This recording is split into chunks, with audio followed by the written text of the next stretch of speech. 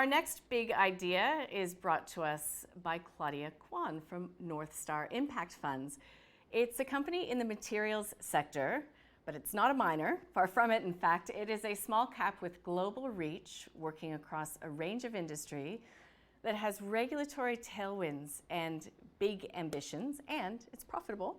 I caught up with Claudia and SciDev CEO Sean Halpin a short time ago. Sean began by explaining what SciDev's core competencies are.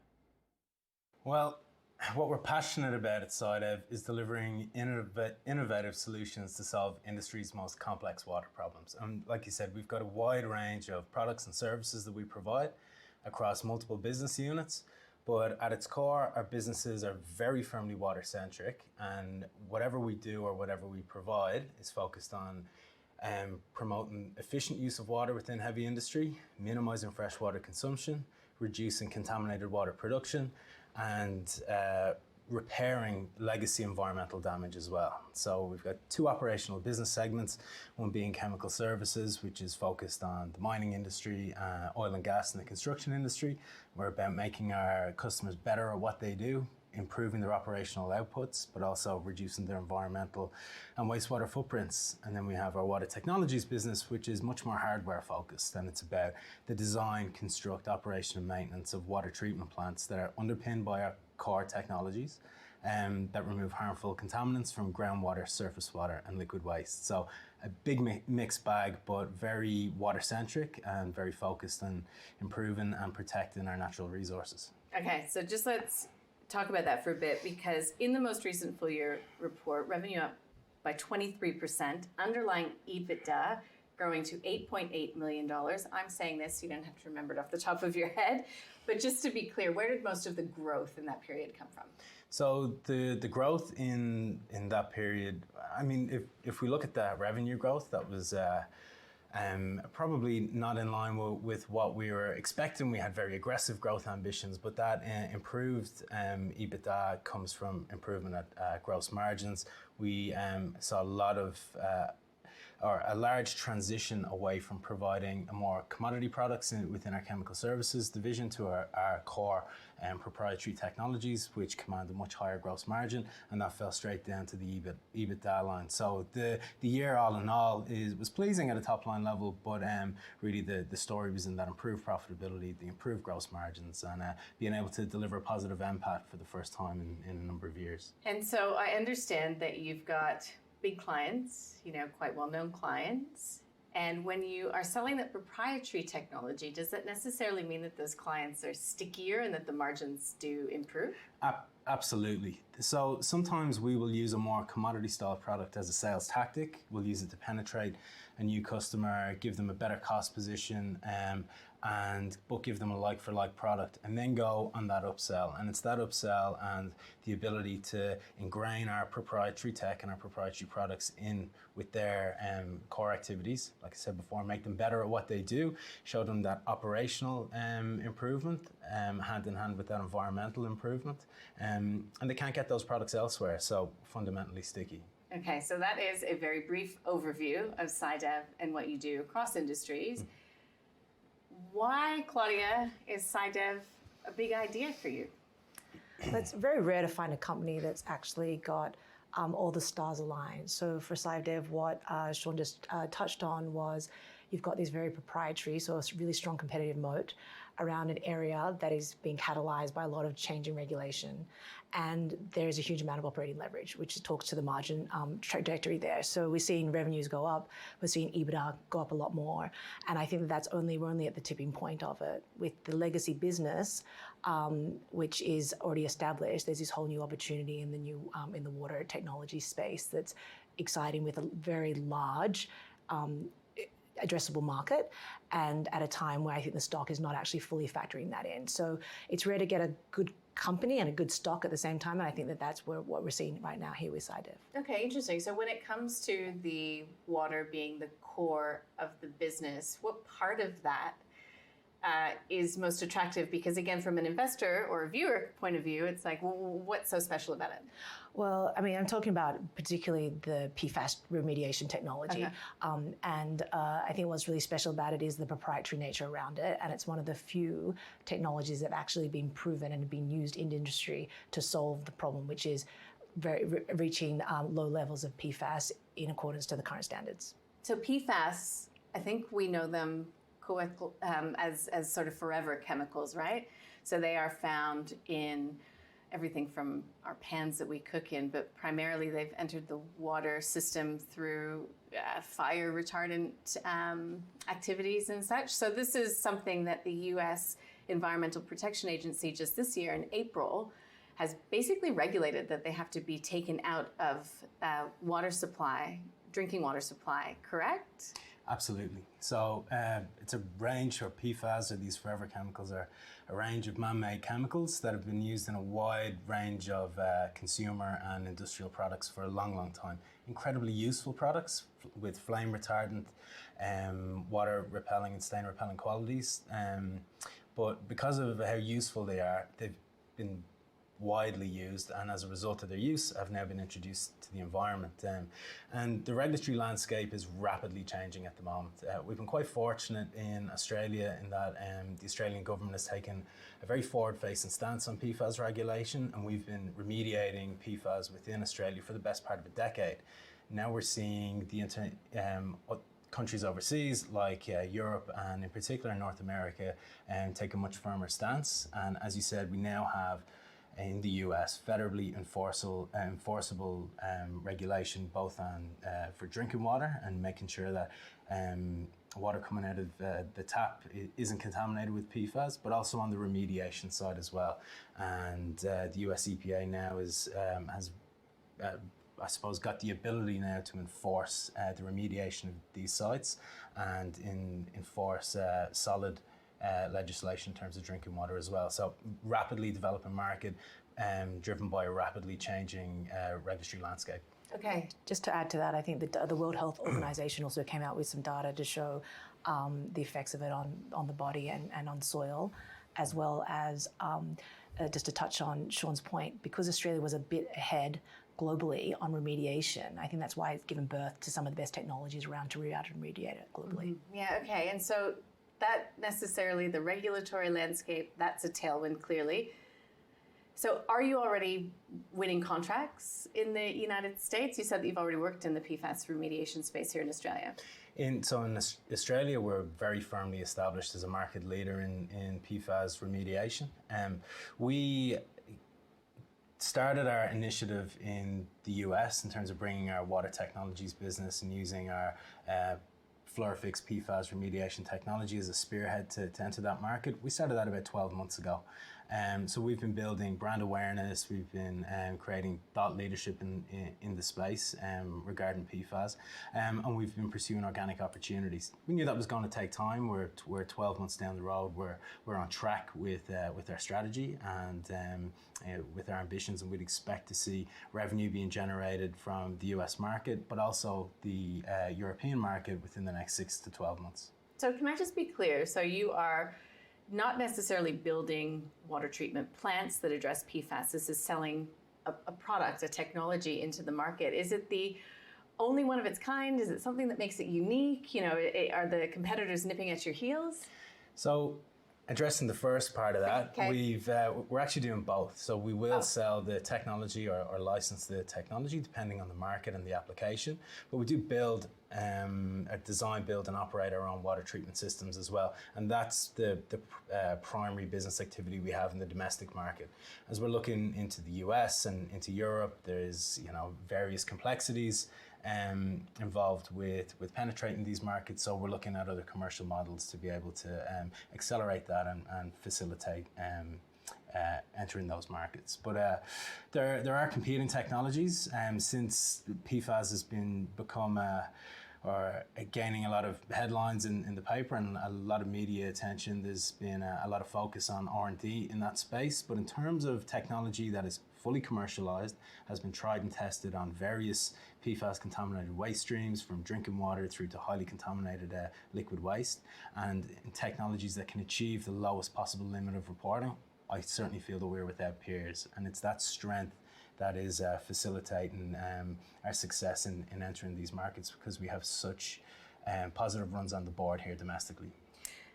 Yeah, I'll just add to that. I think one of the key competitive edges or competitiveness of the technology is the Regenex piece, which recycles the resins used, and that is a cost component, so therefore it drives the cost down. So for remediators or people using the services of SciDev, cost is a key issue, and it makes them highly cost competitive, given that what you end up with is a quite, you need to be able to ensure that the resins are highly cost component of the service. Yeah, because you would think that remediation would be very expensive. It certainly is, or it certainly can be. But I think if you tie up our PFAS treatment technologies, our Fluorofix with our Regenex, we're really getting three main benefits from our technology versus the competition. One is the holding capacity for PFAS. So if you think of Fluorofix as your typical pool filter, the Fluorofix is the media that sits within that filter, and that's where the magic is. And that media versus alternative technologies can hold a much higher level of PFAS per kilogram of the resin that's used. The second main strength is the performance at the discharge. We can we can treat water down to the lowest possible limits of reporting, the lowest levels that the labs can actually detect for PFAS. And that is something that's really allowed us to sort of stand head and shoulders above other technologies in the space. But as Claudia said, the main driver of cost in a PFAS remediation project is the PFAS concentrator, the concentrated PFAS contaminated waste that's produced as a byproduct of the treatment. Our Regenex technology allows that media in the pool filter to be reused again to further reduce down the volume of the PFAS contaminated waste, and ultimately allow our clients to remediate more water, to remediate more sites for the same investment. So we not only have a high performance technology, we have a very commercially viable technology as well. So Claudia, for you as an investor, I mean, clearly it's the impact that is attractive, but is it the pure size of the addressable market when it comes to the opportunity? Yeah, absolutely. The multiple applications that we talked to earlier, this PFAS has been created since the 1950s. So you have had, the better half of 70 years of this going into multiple applications.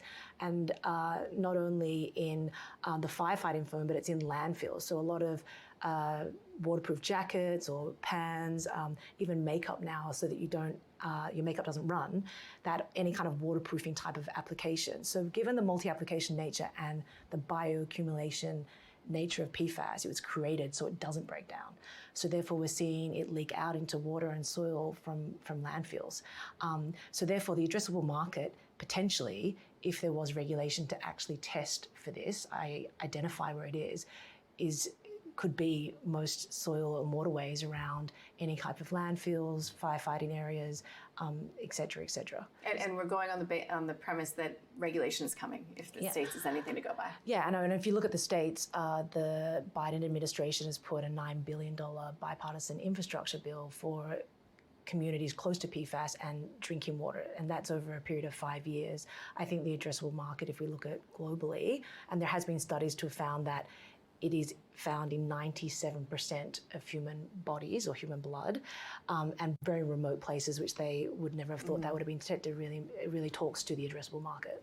Interesting. It's also important to say that this problem isn't going away. This isn't a legacy issue. We're still introducing PFAS into the environment today, and we haven't sort of full blanket bans across all industries on the use of PFAS containing materials. So this isn't just the immediate addressable market, but as we start to test more and as we start to understand the extent of the contamination issues and the extent of how we continue to introduce this contaminant into the environment, that addressable market is only going to grow. So, yeah, it's certainly a huge issue, and I think it's the big environmental issue of our generation is how we look at it, and it impacts nearly every single person on this planet.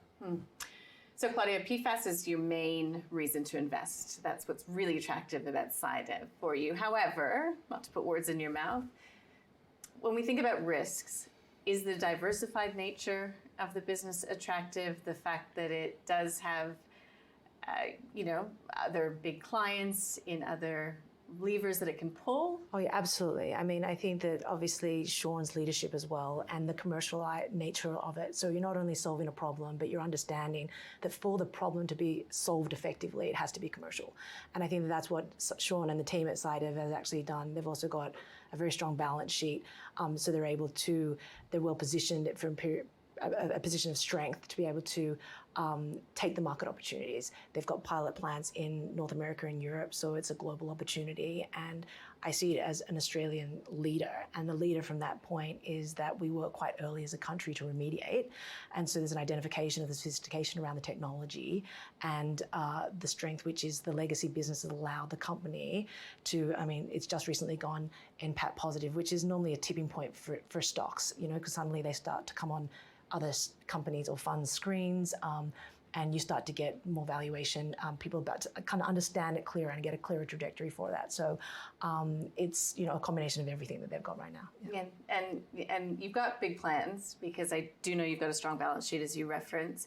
You've also secured a $10 million, I think, facility from Westpac to enhance your growth trajectory. So what will that be used for, potentially? There's no immediate need for that debt facility, which is something we have to be quite clear about. But it's we certainly, as a management team, given the extent of the opportunity, not only in PFAS, but across the rest of our business, we don't want to be turning down opportunities because we're capital constrained. So it's just that additional safety blanket to be able to continue on our organic growth trajectory. I think when we think about the recent journey for SciDev, FY 2018, we were less than $2 million in revenue. Now we're north of 100 mil. It's been quite a rapid growth story, and one that we want to continue to maintain, and ensuring that we've got the balance sheet and the flexibility in that balance sheet to do so is very important for us. So no immediate plans for it, but it's certainly there to facilitate ongoing organic growth.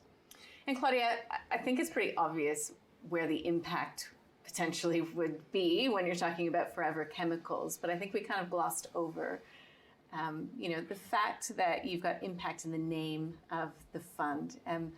You're not doing that. You're not doing good, quote unquote, at the expense of any capital gain or growth. Absolutely. Ambition. Yeah. I really think that impact is part of our research project for identifying alpha opportunities, and finding SciDev came through understanding there was PFAS on pans and things, but really catalyzed by the regulatory shift. And that's how, I found SciDev. They've already treated 7 billion litres of water, which goes to the impact of the company as at today. And we report on our company's impacts every year. Going forward, we touched on with the addressable market, but even biosludge, so sewage, that actually has PFAS in it, and traditionally that was used for fertilizer. If that has PFAS in it, it means that we're actually now contaminating the fertilizer that's going into contaminating the soils. And if anyone who's looking for impacting environmental space, soil quality, and it's a system that's all linked. If that system is contaminated like it is, it sort of goes to the root cause of fixing it. So we talk about a lot around carbon emissions, but I see that cleaning the water and the soil is hugely impactful for the planet. And then also it's been identified that it has immune depressing effects. So therefore, it really brings on a range of cancers depending on who you are. And that's a huge impact, which, talks to statistics of different levels of cancer, et cetera, which really potentially might be impact, once we do more and get more evidence around the effects of PFAS and these forever chemicals. Fascinating. Yeah. Just final question. Growth is at the heart of any small cap, right? I think you're about $114 million market cap right now in a perfect world, Sean. Where is SciDev in 5 years? It's a great question, and we have very, very lofty ambitions at SciDev. Like I mentioned before, we certainly see ourselves as a growth company, and that's truly part of our DNA and part of our strategy. The sky's the limit. We're dealing in markets with very strong regulatory tailwinds, markets that are deep but are further developing. And our clients are big blue chip companies that are essentially essential in their own markets as well. So we're dealing in mining, we're dealing in energy, in waste management. So we've got a huge opportunity ahead of us. We've got the right team and the right technology and I believe the right strategy to be able to capitalize on that.